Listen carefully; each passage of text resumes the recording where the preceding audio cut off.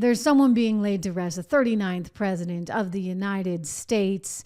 He will be buried in Georgia. One Jimmy Carter, who started as a peanut farmer, made his way to the presidency of the United States, presided over a very, very difficult time with mass inflation, of course, the hostage crisis, etc. It wasn't until we got Reagan that things really began to turn around for America. But I want to play you a little clip from the funeral right now, and let's take a look, because just watch Kamala's reaction. There's some beautiful classical music being played in the background. I want you to see Kamala's reaction just as Obama and President Trump start to speak. Here she is. You can see her clearly just ticked off, looking at them as look at that expression. Okay, can we play it? Well, let's play it again. Look at this, guys. She's turning around. She's like, how dare you? How dare you talk? How dare you exist? I hate you. Right? Like, think of all what do you think she's thinking right now?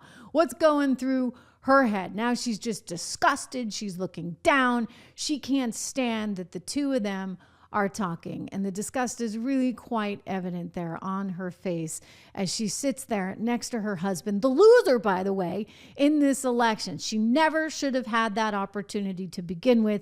She took it from Biden. It was the wrong thing to do. Anyway, you can see the newly elected President Trump alongside his wife, Melania Trump, there for the funeral of,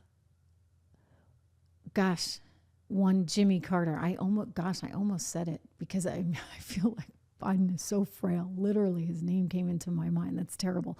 But that's what happens on live TV, on live streaming. We're live, baby. I am so happy to be back. I had a wonderful vacation. It was just a little bit too long, like a little bit too long.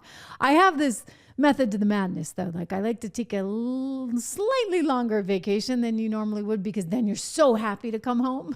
As opposed to, gosh, I wish that vacation could have been longer.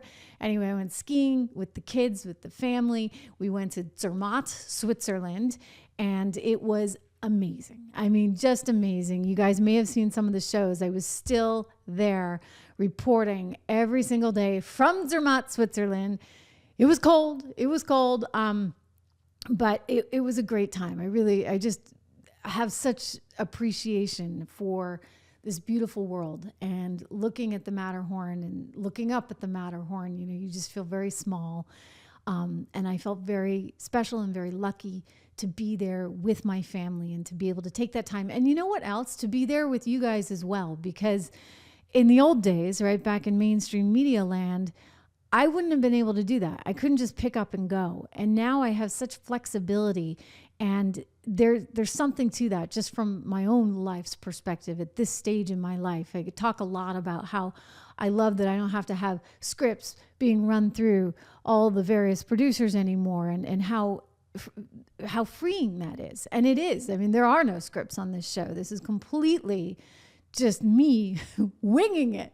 I mean, I know where I want to go. I have little sound bites I know I want to get to. I do have a roadmap for the show, but the truth is that this is just such a free kind of style, freestyle, right? Like, as they would say in swimming. And it affords me the flexibility of, one, telling you exactly what I think all the time. And I think you appreciate that. I mean, this is where the media is going, and this is where the media should go. Not, like David Muir wearing the funny clothespins to make him seem a little more attractive when he's actually reporting on fires, right? I mean, that's sort of where it has been, and this is the future of where we're going. And so not only do I have the freedom of expression here, but I have the mobility to be able to be with my family in still important news cycles when I want to also be with you. So that was a really terrific trip, but I'm very happy to be home.